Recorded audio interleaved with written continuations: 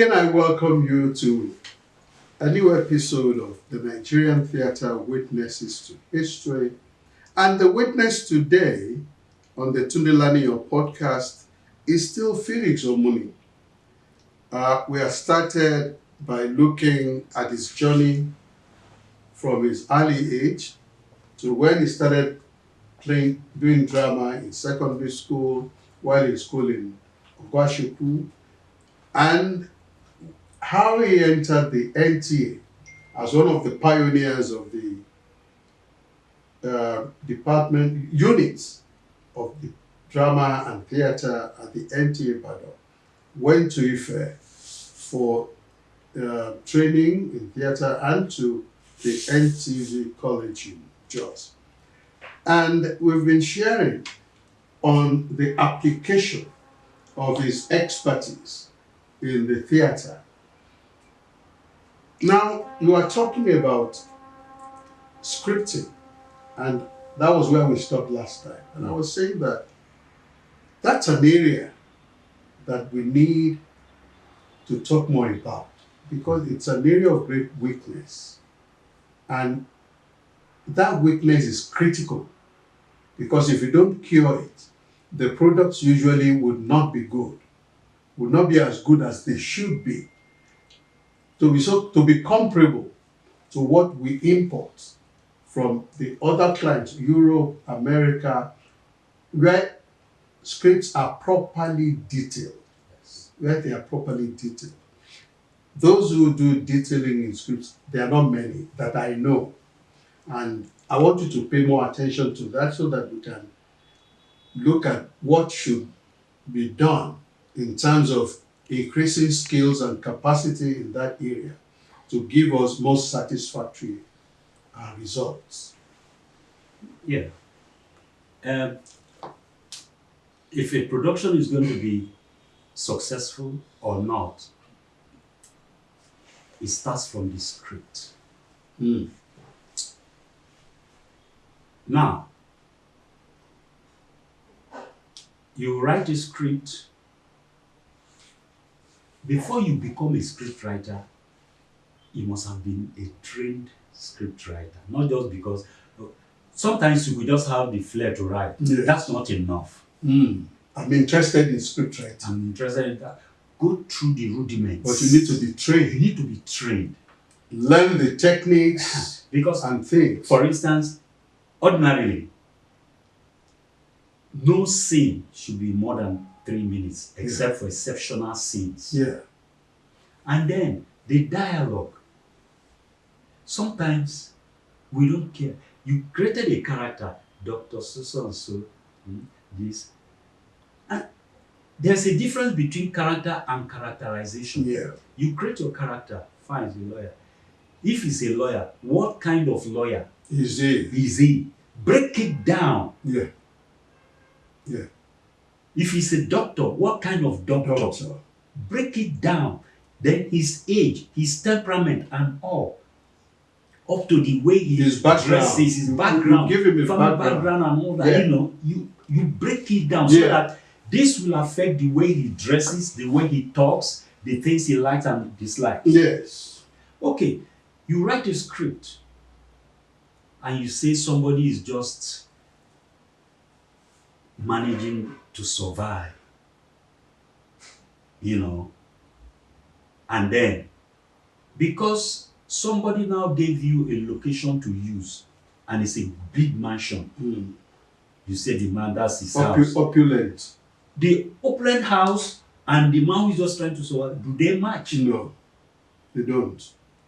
The fact that somebody gave you what to use does not mean you just... The question they will ask is, this man owns this. You understand? Yeah. These things should match. Even the costuming. How is he maintaining that kind of... Those details, they matter a lot. Yeah. And it starts from your writing. Before you even start writing, you may just have the story. Now, the story, you want to break it down. Who are in this story? Who and who? What type of woman? What type of lady? What type of girl? What kind of family are they from? what's the setup, what kind of job do they have, that you break these things down so that in their dealings with other people, this thing will reflect. Yeah. Yeah. Yeah. You don't just say it's a character, he can do this thing, and in the next scene, you see the opposite of that same character and it's the same person. You have to be consistent. Yeah. What are you projecting? And if you are making those choices, it must be because you want to drive that one message home. So the script has to be solid. Except you are saying the man is deceptive. That, of course, would have been part of the characterization. It doesn't just come sudden like that. And Yeah. it's like, So the point is, why would I be watching a movie and I can go discuss somewhere, come back, I've not missed anything? There must be nothing happening every time. Something must be sustaining you, keeping your interest there. Yeah. What's going to happen next? Wow, come on. And then, if for instance, I'm watching a movie or a scene and then I predict what's going to happen next, and that's what's going to happen, and then I predict, why am I sitting there? Why? Truly, why? Why am I sitting there? People want to watch and say, wow. And then for weeks they'll be talking about that. Did you know that? People even want to learn from what you are dishing out. Yeah. Yeah. You are using your production to teach. Yeah. People. You don't just do it with entertainment aspect and is aside, but you are teaching somebody. There must be a story and it must develop. It must develop. You must guide it jealously because there is an end in sight. Yes. That seems not to be the case. Sometimes, somebody gave me a script some time ago, and after going through the script, I said, well, I was, let me go back 20 years back. Olubide Bakare was to produce a group, Yoruba group. But I just saw they were always coming, going. It's time they produce them. What's happening? They say their producer is not. I want to meet Olubide Bakare. Are you the producer? Why are you not answering to them? Say, well, they are not giving him what he wants. I correct them, teach them. That's why you are the producer. Yeah. Because at the end of the day, is the name of the producer they are going to look for. Who produced this? Who produced this? I said, so. He was not interested. So, Begalawa was among them. Okay. So I went to sit. So the first thing they said was, they were looking at themselves, it's like,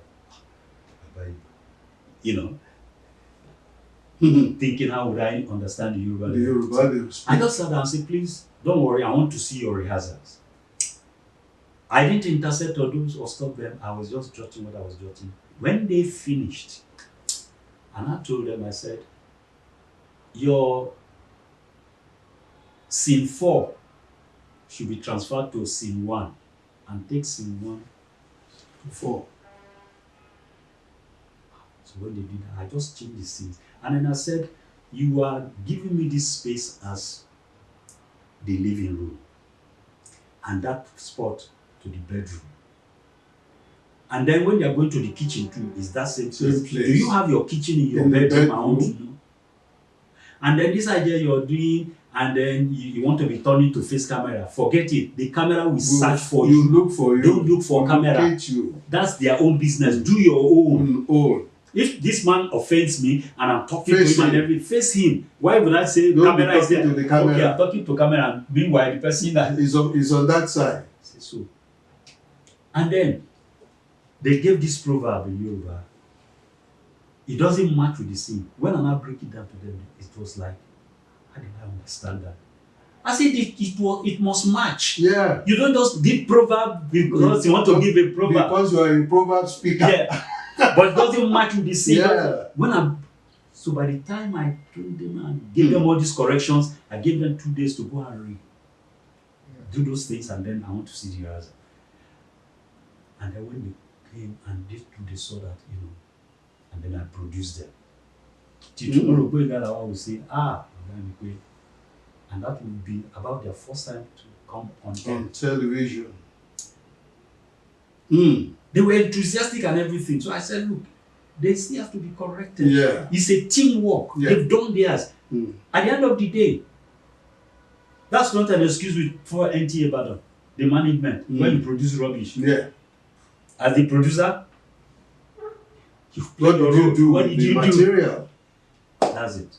They have a raw material is for you to refine it. Somehow, I'm lucky in the sense that as a writer, I also produce and direct. So I put all these things. Do you know that sometimes when I'm writing, I'm already thinking of camera position. Yes. As I'm writing. Yes. I'm thinking of the right costume, camera, because I'm putting everything together. Yeah, that's it. That's a big advantage. Yeah.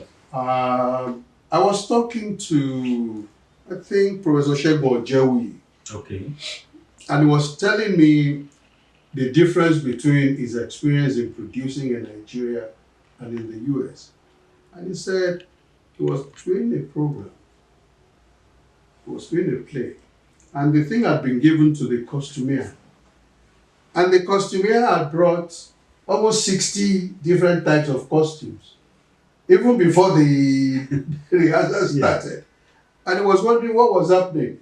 In Nigeria, where would you find two or three costumes when you have 60 for just one character? Those are areas I believe we must continue to improve on. But we must pay attention. And like you said, which is where I was coming to. Yes. At times we don't respect the experts. We think the other people in different professions are experts. So in the theater, a lot of the time we don't consider that the producer, the director, even the actor, even at times, that they are experts, people to listen to. You still think, well, why is he telling me to do that? Just like you said, even while writing the script, you have considered a lot of things, including the lighting, the time of the day, the hour of the day, the relationship, and so many other things. So maybe those who are working in the theater, they need to have more training where all of these things can be brought into their consciousness. Yes. And people should consider them as experts, people to listen to, people to admire for their contribution.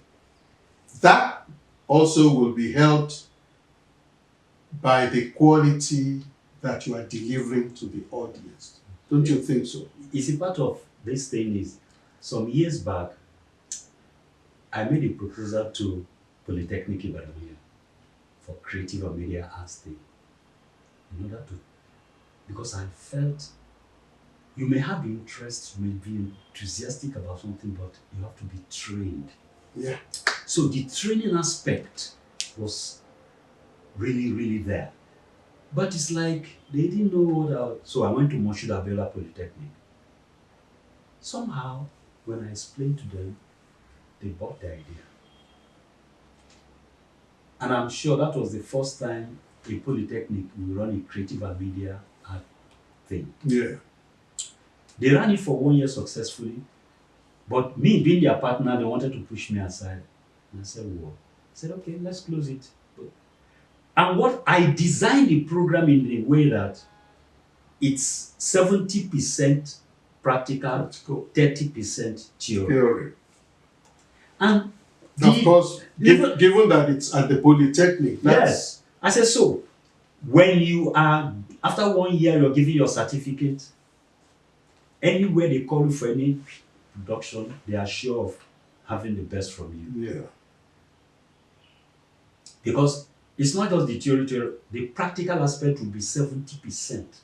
So that it's not just you are saying it, you can do it. Yeah. And people can really see that you can do it. Demonstrated that over and over. For instance, you are you major in in costuming.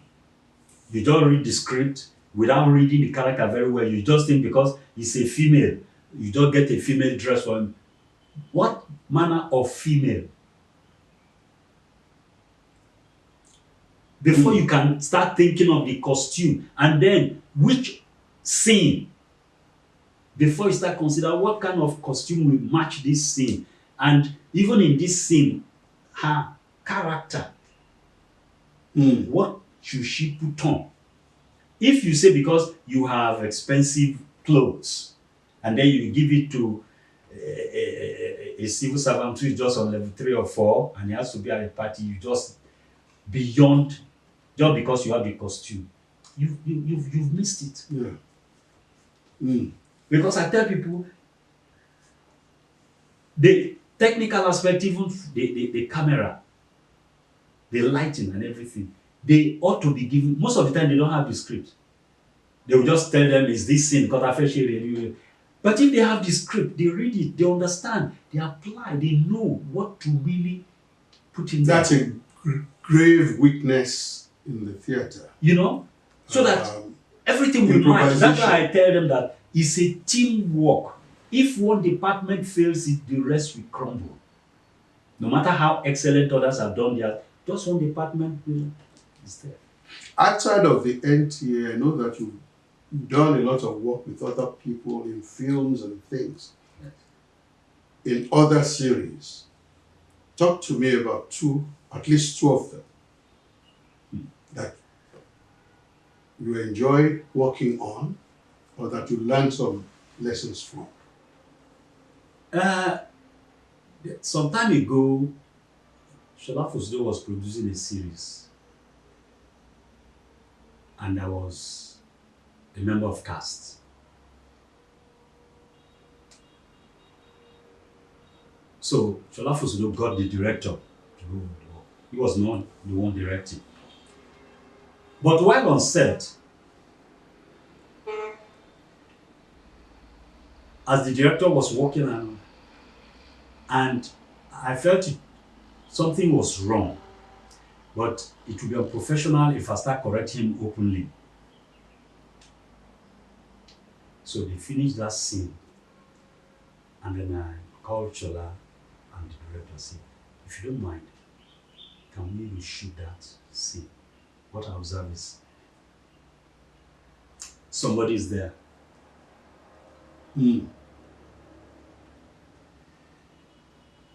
Fighting you, and I'm here mediating. I said, this guy carried something, the other guy has to snatch it. How would I here be able to stop that? To intervene. I said, so our sitting arrangement has to be changed so that the mediator will be in the middle. As he moves like that, I can stop him here. So it's easy. It's easier that way. To get and then involved. I corrected some dialogues there that doesn't match with the character. Right. And same thing happened when we were doing a series then, Spider. The producer changed the writers, and we'll be running it. It's a series, we'll be running for some time. But all of a sudden, we were in a particular scene at Abuja. We were in the scene. Myself and Aki Louis. We are top. It's like we are bosses of our own organizations, and we are friends. So normally, when we go out like that, we have, what we should have. Yes. And then we just found out they put bottles of beer on our table, and first I question, this is not right. What we should have here is brandy or wine, not beer. And then I was going through the dialogue, it doesn't match our character. So while I was busy correct, I called the director. He was a new director today. So I was telling him, and he was taking note and said, okay, that's true. Then, okay. So the thing took some time. So the cameraman and the floor managers, the producer was in Lagos, we were in Abuja. They called her to complain that I didn't know my lines. And so I was delaying production and all that. So she now called the director. The director now said, no, that what I did was to correct some things and which he agreed with and all that. So when we finished in Abuja, we rounded up. I went to the producer in Lagos. So when I was now telling her that this is a series, the characters have not changed. And we've done some for, we've transmitted for some quarters. And then all of a sudden, Madam, can we be doing, look at this dialogue, does it match? I'm sure she didn't even go through it. She will not say, I said, as a scripter. He said, well, you didn't tell me you're a scriptwriter. I said, Madam, I don't go beyond my bounds. Yes. You called me in here to play a role. If I'm not going to say I'm a scriptwriter, Shola Fosudo that called me in because they were looking for old-time actors, not these new-time actors. That's why they called me. And the way I surprised her, and because we were trained about timing, that's why today, I think before I take my breakfast, it will be around 11, 12. I won't feel hungry very early because of my job in NTA, my training. I've gotten used to it. She called me in Abuja. That's before they gave me the role that her office, described the office, we can meet the next day. I said, okay. What time? She said 10. Can I make 10? I said, okay. By 9:30, I was there. She was rushing around. After 10, I said, oh, she's late. She went straight to the receptionist. I'm sorry. I'm expecting so person. He called my name. Hey, madam, that's him behind you. She didn't do you know what I'm talking about? I said, somebody's coming from Ibadan. Felix, yes, madam, I heard you now. That's him. She now turned and saw me. We've never met before. And I said, sorry, are you Felix? I said, yes. No, but when I called you, you said you were in Ibadan. Yes, I just came from Ibadan this morning. Wow. And you came to time. The receptionist said, madam, he has been here for 45 minutes. So. Please come. You coffee? I say, fine. Just like that. So even when we finished agreement and say, how much do I pay? I say, that's one area I don't talk about. Me is, I want to do my best. Not the money. Any amount you give me, I will collect. Say, what if I underpay you, madam? Take my word. Any amount you give to me, I will take. Right. My own interest is making sure I do my job well. That's all. And I say, So that later episode, and I say, I didn't tell you a writer. I would have involved you, and these people just write that. Even then, as the producer, you don't finish writing, and it's your series and everything. You go through them. One thing you would have seen in the personalities that we have brought on the different episodes of the Nigerian Theatre Witnesses to History of the Tunde Laniyan podcast is that most of them are multi-talented, they are multi-skilled, and they are very, very adept at their work. So also is Felix Omuli. We want to thank you for enlivening the Tunde Laniyan podcast with your great recall of experiences terminating in having to go to Abuja because of the display of another of your skill set that were not required by the acting role that you got, but that you still brought to bear so that the product can be excellent. That's the kind of people that we are looking at on the Tunde Laniyan podcast. People who are more driven by passion than by money. Of course, we all like to be paid well. We all like to work and live well. But that's not all that drives this generation of people that I'm talking about. they are driven more by producing excellence. And I want to thank you. Incidentally, Felix will be 70 next year. So is a man who has acquired, amassed, and manifested great talents, great capacity, used his training well, and I believe that it would be a useful experience in the theater. And the last thing I want to ask you Yes. is about the funding of the arts world. An endowment was created in 1980, I think 89 or 89 by Babangida. That thing has not really worked. Yeah, The endowment for arts. Yeah, because How do you think it will be able to help, be put to use and be able to help drive growth? It was a fine idea, but they bungled it all. But then, this government could still do it. Right. Because in the first place, there are many youths out there. That is because opportunities have not been given to them to train them and they become productive, even in this industry. The government has to come in too. You think that the endowment can do that? The endowment can do it. First, starting with the serious-minded people. By the time they set one or two examples and people say, wow, this is productive, this is helping even the society, then the money is there. Because I've seen where money is done poured on things that are not productive. This will bring in the youths. Yeah.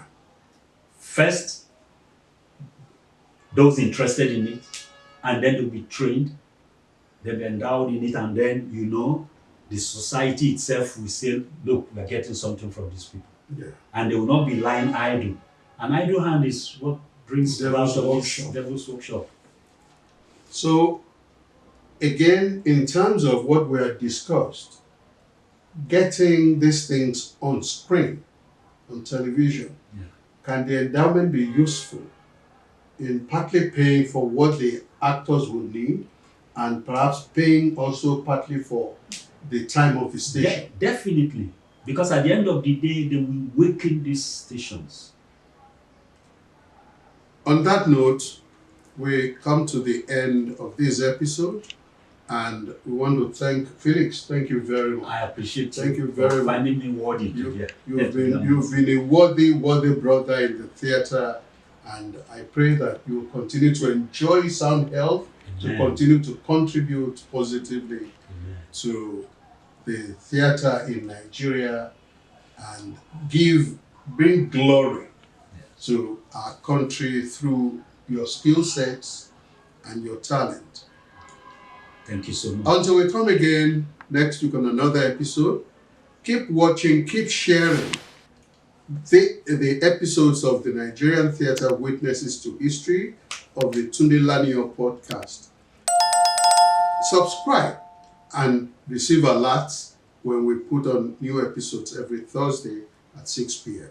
Until then, it's bye from me.